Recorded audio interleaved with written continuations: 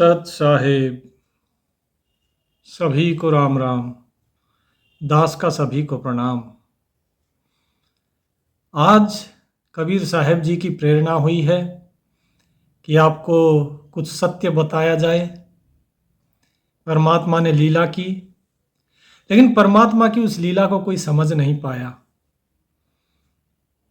2 बार लीलाएं की, लेकिन दोनों ही बार भक्त नहीं समझ पाए। जब कबीर साहब पहली बार जब लीला कर रहे थे, लोगों की परीक्षा ले रहे थे, तो वे एक वेश्या के साथ बैठकर आए हाथी पे। हाथ में गंगा जल लिया हुआ था। उनके बहुत से अनुयायी थे और गंगा जल लेके हाथी पे बैठ के चल रहे हैं। तो लोगों ने क्या कहा कि कबीर पथभ्रष्ट हो गया है। जो ब्राह्मण थे वे भी बोले बोले देखो, तुम कबीर को अपना गुरु मानते थे, देखो कबीर कैसे हाथी पे बैठ के जा रहा है और साथ में वेश्या को बैठाया हुआ है। ये पथभ्रष्ट हो गया है। लेकिन कबीर साहब ने खुलासा नहीं किया कि वो ऐसा क्यों कर रहे हैं।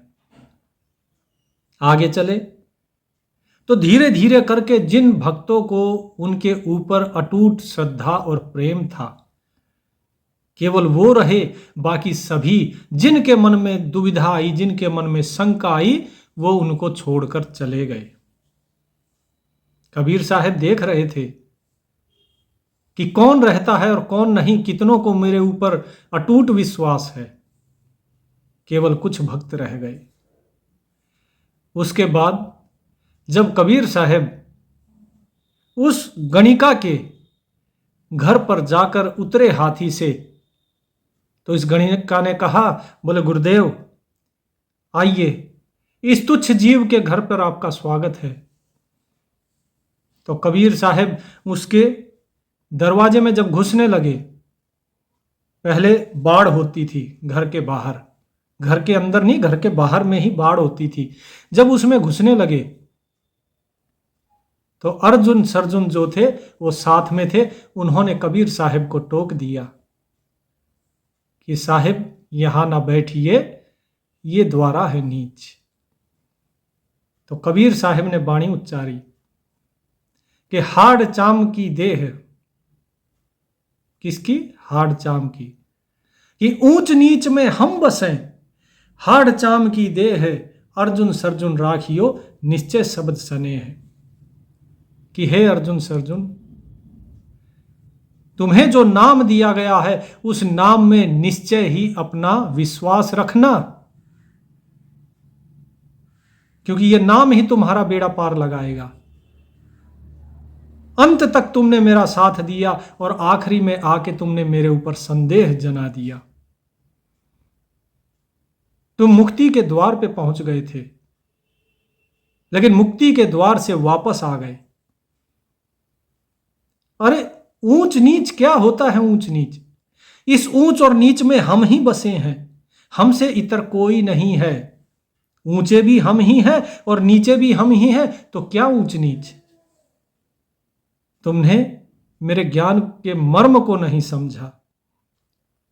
तो अर्जुन सर्जुन दोनों जो है उनके पैरों में पड़ गए। तब कबीर साहब बोले कि मैं परीक्षा ले रहा था तुम्हारी, इस परीक्षा में कितने ही अनुत्तीर्ण हो गए, कितने ही फेल हो गए, कितने ही भक्त रह गए, लेकिन जिनका हाथ मैंने थाम लिया, मैं उन्हें छोड़ूंगा नहीं, उन सभी को पार करूंगा और उन सभी को इस भवसागर से, इस काल के चक्र से छुड़ाऊंगा। हे अर्जुन सर्जुन, तुम जाओ और जो तुम्हें नाम दिया है इस नाम में अपना स्नेह रखना। मैं आऊंगा और मैं तुम्हें मुक्त करूंगा। और फिर दोबारा कबीर साहब जी के जो पूर्ण अवतार कहे जाते हैं गरीबदास महाराज के रूप में, वो आए और तब उन्होंने उद्धार किया उन जीवों का जो जीव उस वक्त अविश्वास के कारण कबीर साहब जी को छोड़कर चले गए थे या जिनके मन में संशय रह गया था। ऐसी ही लीला साहेब ने फिर की। मैं अच्छा भला 1.25 लाख की नौकरी करता था। 1.25 लाख रुपया कम नहीं होता महीने का। लेकिन साहिब ने दीदार दिया, क्योंकि मैं नाम जाप करता था, साहिब को ही अपना आराध्य मानता था।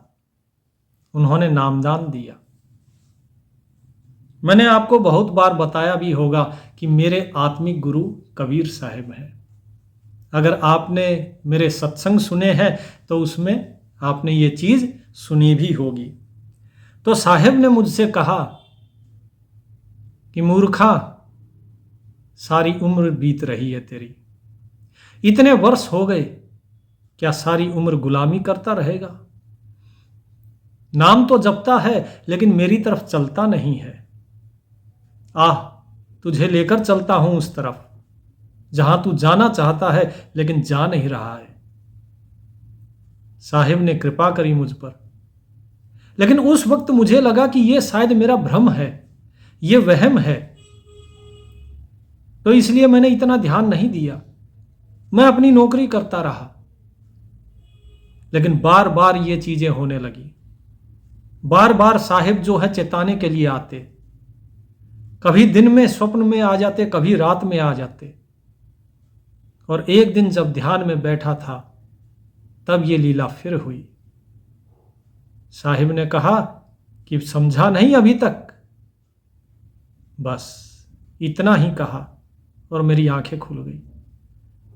और तब मुझे समझ में आया कि मुझे क्या समझना है। मैंने ध्यान साधना शुरू की और नौकरी से त्यागपत्र दे दिया, क्योंकि साहिब ने कहा था कि तुझे किसी चीज की चिंता करने की जरूरत नहीं, तेरा बुढ़ापे तक का प्रबंध तो मैंने कर दिया, और तुझे क्या चाहिए? अरे कभी धन की लालसा किसी की पूरी हुई है जो तेरी हो जाएगी। ये धन वैभव ये किसी के पास नहीं रहा हमेशा के लिए, ये आता है और चला जाता है। तो तू किस चीज की उम्मीद कर रहा है? 2 नाव में सवारी नहीं कर सकता है। यदि मुझ तक आना चाहता है तो इसे छोड़ना होगा, यदि इसमें रहना चाहता है तो मुझे छोड़ दे। लेकिन मेरा जो प्रेम था अपने मालिक के प्रति, उसके कारण मैंने नौकरी छोड़ दी। मैं अपने साहिब को नहीं छोड़ना चाहता था, इसलिए मैंने नौकरी छोड़कर और बंदगी आधीनी स्वीकार करी। तो साहिब ने मुझे आदेश दिया कि तू पहले साधना कर, नाम जाप कर, नाम सुमिरन कर। मैंने नाम सुमिरन किया। फिर साहिब ने आदेश दिया कि अब जीवों की परीक्षा लेनी है। ये जीव हैं जिनको ज्ञान तो मिला है, लेकिन ज्ञान अभी अधूरा है। इन्हें पूरा ज्ञान मिलना अभी बाकी है। इन्हें नाम मिलना है, नाम मिला है, लेकिन सार नाम अभी बाकी है। इन्हें जिह्वा का नाम मिला है, लेकिन अभी सार नाम बाकी है। इन जीवों को चेता, पहले परीक्षा ले इनकी और देख ये ज्ञान पर कितने खरे हैं या कितने नहीं हैं।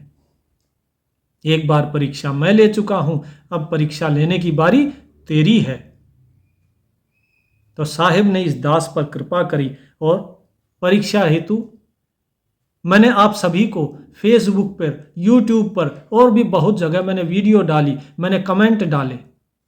बहुत तरीके से आप लोगों की परीक्षा मैंने लेने की कोशिश की। उसमें मैंने देखा बहुत कम लोग उत्तीर्ण हुए, क्योंकि जो साहिब ने कहा उस बात पर बहुत कम ही लोग खरे उतरे। आपका विश्वास आपके गुरु के प्रति, आपका विश्वास कबीर साहिब के प्रति, आपका विश्वास नाम जाप के प्रति सही था, लेकिन कहां पर फेल हुए? फेल हो गए निंदा पर। मैंने बीच बीच में इशारा भी आप लोगों को किया कि निंदा किसी की मत कीजिए। बार बार मैं कहता रहा, निंदा मत कीजिए, निंदा मत कीजिए। चाहे किसी का गुरु कैसा ही भी हो, कभी निंदा मत कीजिए। गुरु हमेशा पूजनीय होता है। चाहे वो अल्प ज्ञानी हो, चाहे वो सर्वज्ञ हो, गुरु हमेशा पूजनीय होता है। किसी के गुरु की निंदा मत करो। लेकिन आप लोग समझे नहीं। बार बार लोग निंदा करते रहे, कभी किसी की, और वहीं पर आप अपनी परीक्षा में अनुत्तीर्ण हो गए। लेकिन वो मालिक, वो बड़ा ही रहमदिल है। सतगुरु ने आप पर फिर मेहर की। सतगुरु ने कहा कि अब इन जीवों को चिताने की जिम्मेदारी तेरी है, इनकी परीक्षा तूने ली है। मैंने साहिब से कहा कि यह दास इस लायक नहीं है कि मैं किसी को ज्ञान दे सकूं। मैं कैसे किसी को ज्ञान दूंगा और क्या ज्ञान दूंगा? तो कबीर साहिब ने पहले तत्व ज्ञान दिया। कबीर साहिब ने पहले समझाया मुझे और फिर कहा, अब यह ज्ञान इस संसार को दो। जिन वाणियों का अर्थ मुझे नहीं पता था, वो सारी चीजें स्पष्ट समझ में आने लग गई। जिनका गूढ़ मर्म मुझे पता ही नहीं था, उनका मर्म मेरे को समझ में आने लग गया उस साहिब की, सतगुरुदेव की कृपा से। तो परमात्मा ने इस दास पे जो कृपा करी है, निमित्त बनाया है मुझे कि कबीर साहिब का जो गूढ़ ज्ञान है, जो तत्व ज्ञान है, वो आप तक पहुंचाया जाए।